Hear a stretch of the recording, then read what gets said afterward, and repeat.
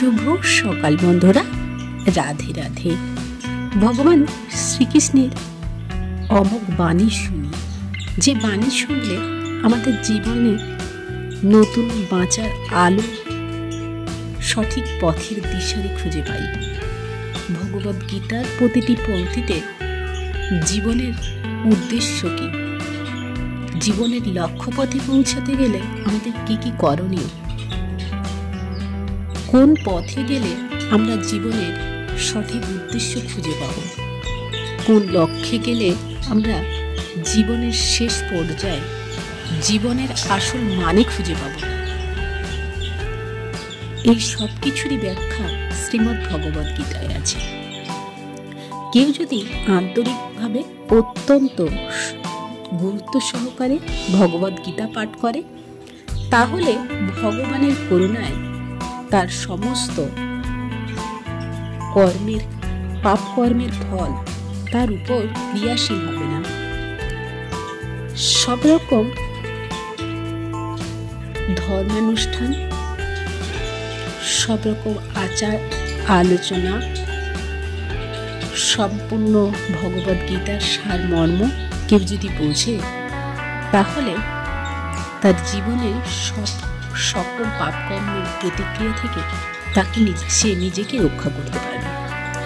প্রতিদিন জলে স্নান করে মানুষ নিজেকে পরিচ্ছন্ন করতে, তেমনি ভগবদ গীতা পাঠ করলে নিজের আত্মশুদ্ধি হবে, নিজেকে সমস্ত বাধা বিঘ্ন থেকে মুক্তি করতে পারবে, নিজের আত্মাকে পরিশ্রুত করতে পারবে।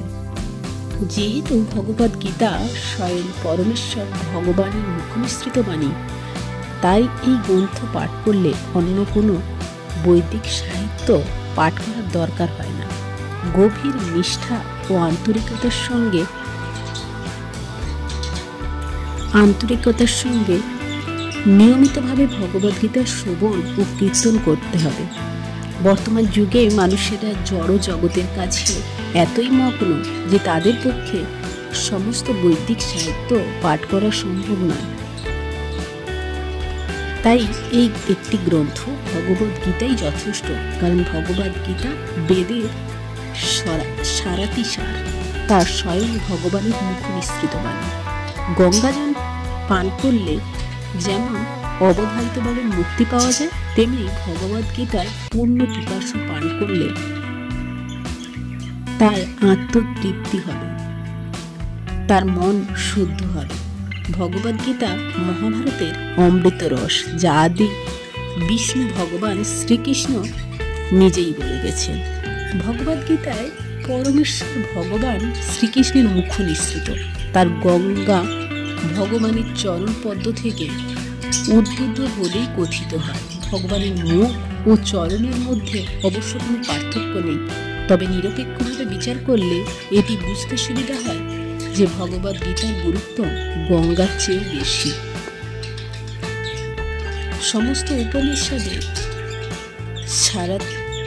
সারাতিসার গীতাপনিষদ ভগবদ গীতার ঠিক একটি গাভীর মতন। রাখাল বালক রূপে প্রসিদ্ধ ভগবান শ্রীকৃষ্ণ এই গাভীকে দহন করেছে। অর্জুন যেন ঠিক গোবৎসের মতন জ্ঞানী গুণী শুদ্ধ ভক্তেরা ভগবদ গীতার সেই অমৃতময় দুগ্ধ পান করে থাকে।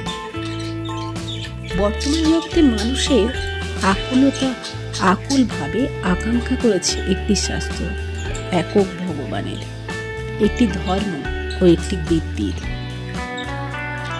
সারা পৃথিবীর মানুষ এই একই শাস্ত্র হোক ভগবদ গীতা। সমস্ত মানুষের